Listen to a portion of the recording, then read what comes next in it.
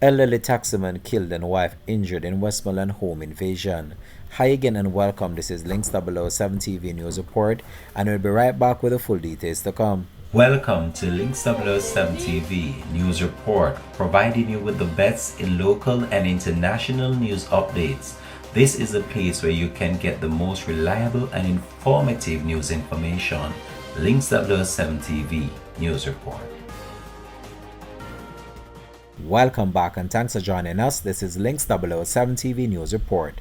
Detectives from the Westmoreland Criminal Investigation Branch, the CIB, are probing the murder of an elderly taxi operator and the injuring of his wife during a home invasion in the parish on Thursday evening. The deceased has been identified as 70-year-old Renal Madden, who was of a Water Lane District George's Plain, Westmoreland address.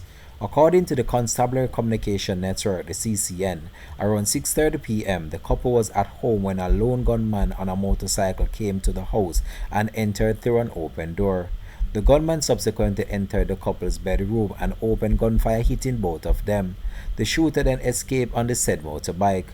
The police were summoned to the scene and the injured couple assisted to hospital, where Mr. Madden succumbed to his injuries while his wife was admitted for treatment.